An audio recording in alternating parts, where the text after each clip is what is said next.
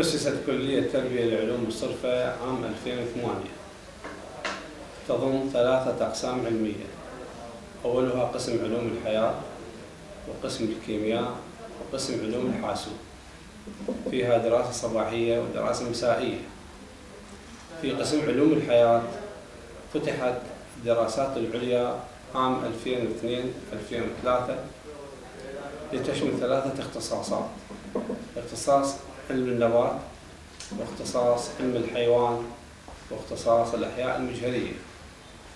فيها العديد من المختبرات التي تغطي مفردات القسم العملي، وهذه المختبرات مجهزة بأحدث الأجهزة المختبرية.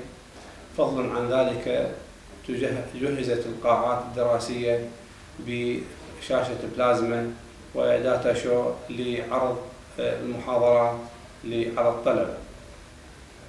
في الكلية حدود 70 إلى 80 تدريسي بمختلف الاختصاصات، والذين يساهمون بمؤتمرات علمية داخل وخارج العراق. من نشاطات الكلية قامت عديد من الندوات وورش العمل والحلقات النقاشية على مدار السنة. تم افتتاح أو التهيئة لمعرضين علميين خاص بالتمور العراقية عام 2012 و2013.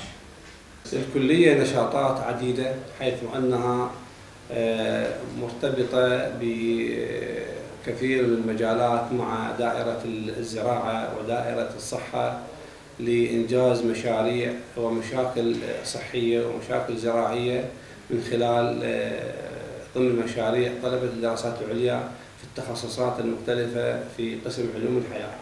وجهت مشاريع الطلبة أيضا لخدمة المجتمع ولحل مشاكل صحية، مشاكل بيئية، مشاكل زراعية. الأستاذ الدكتور عباس عبود فرحان حسن الدليمي، بكالوريوس علوم حياة أحياء مجهرية كلية علوم جامعة بغداد، ماجستير أحياء مجهرية علوم بغداد، دكتوراه أحياء مجهرية ومناعة كلية العلوم الجامعة المستنصرية. الاسم محمد عبد الوهاب عبد الجبار، حاصل على لقب شهادة الدكتوراه، تخصص طرائق تدريس، معه العميد الشؤون الإدارية والمالية. تكون الشعبة الإدارية والمالية من وحدة المعلومات، وحدة الأفراد، الأضابير، وكذلك وحدة الشعبة المالية. بسم الله الرحمن الرحيم. الأستاذ الدكتور وسام والد داوود، معاون العميد للشؤون العلمية والطلبة في كلية التربية للعلوم الصرفة. تعتبر كلية التربية للعلوم الصرفة إحدى كليات جامعة ديالى، وتضم 3 أقسام، هي علوم الحياة والكيمياء وعلوم الحاسبات. تقع ضمن مسؤولية معاون العميد لشؤون الطلبة والشؤون العلمية التسجيل، واللي يتضمن استقبال الطلبة وحفظ ملفاتهم وكل الإجراءات المتعلقة بإصدار الوثائق والتأييدات والمخاطبات مع الدوائر الرسمية التي تخص الطلبة. ركن أساسي من مهام المعاون العلمي هو الدراسات العليا. سنويا تقبل كليتنا أعداد من طلبة في اختصاصات الحيوان والنبات والأحياء المجهرية، وفي هذه السنة بالذات تقدم 92 طالب لدراسة الماجستير، وقبل 30 طالب. تخرج العديد من الطلبة من هذا القسم، والآن هم تدريسيين يقومون بمهام مهمة جدا في هذه الكلية. بسم الله الرحمن الرحيم. موضوعنا اليوم بعملية تصنيف البكتيريا المختزلة للكبريت، سلفر ريديوسنج بكتيريا، ومقابلتها بالبكتيريا المؤكسدة للكبريت.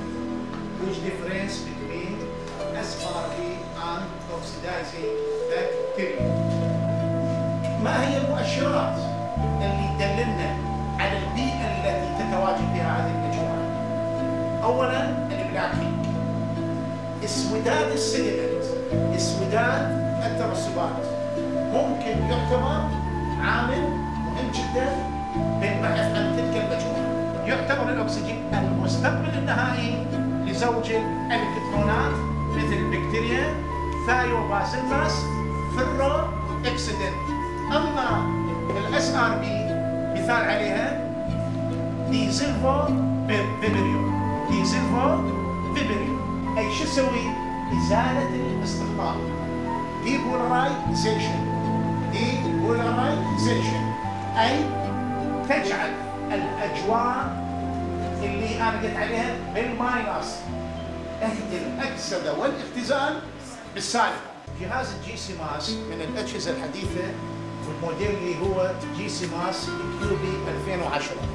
هذا الجهاز حقيقة من الأجهزة الحساسة والمفيدة لطلبة الدراسات العليا وكذلك للباحثين ولمحافظة دياله خصوصا، لما يتميز به من تقنية مهمة لفحص الملوثات سواء البترولية أو السموم الهيدروكربونية الناتجة من رش المبيدات، وكذلك كشف حالات كالمخدرات على سبيل المثال التي تدخل عن طريق البلد عبر الحدود.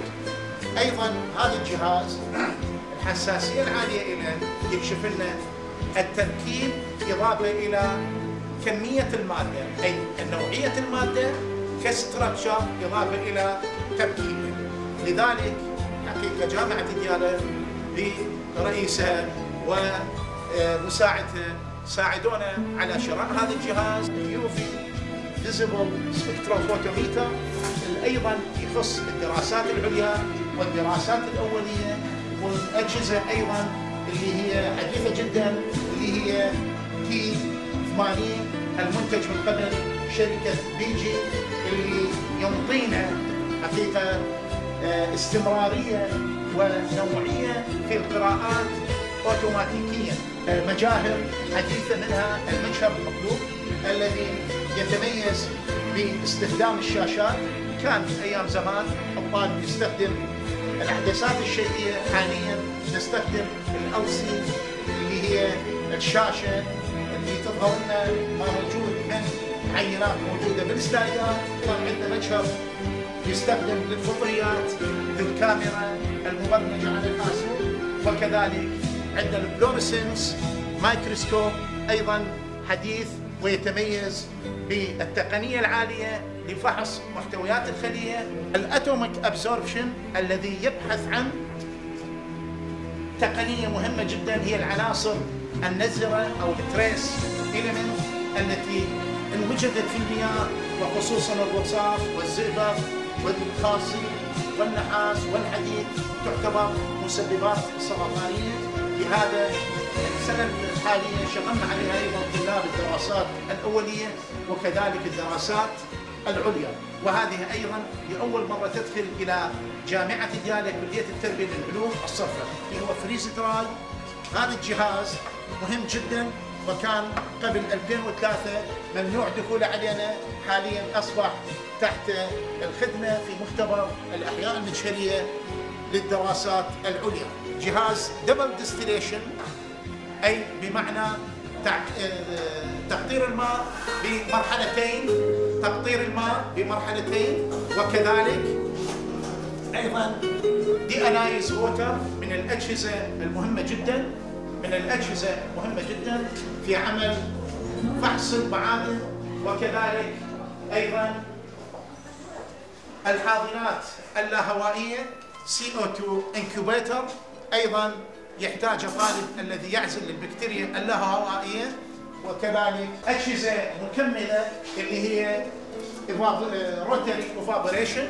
هذا الجهاز يركز لنا كل المستخلصات النباتية التي تستخدم ضد الجراثيم، إضافة إلى وحدة صممناها نحن في المختبر يدويا وإن شاء الله راح نقدمها كبراءة اختراع، هي لتحضير البكتيريا اللاهوائية. تحضير البكتيريا اللاهوائية بمعنى الغازات التي تحتوي على الأكسجين نخلصها من الأكسجين ومن ثم نحقنها في الأوساط الغذائية الخاصة بالعزل، وتلك المنظومات على بساطتها ولكن ذات كفاءة عليا، وتخرج من هذا المختبر العديد من طلاب الدراسات العليا، والحمد لله والله الموفق. الأستاذ الدكتور عدنان نعمة عبد الرضا، كلية التربية للعلوم الصفة، جامعة ديالى.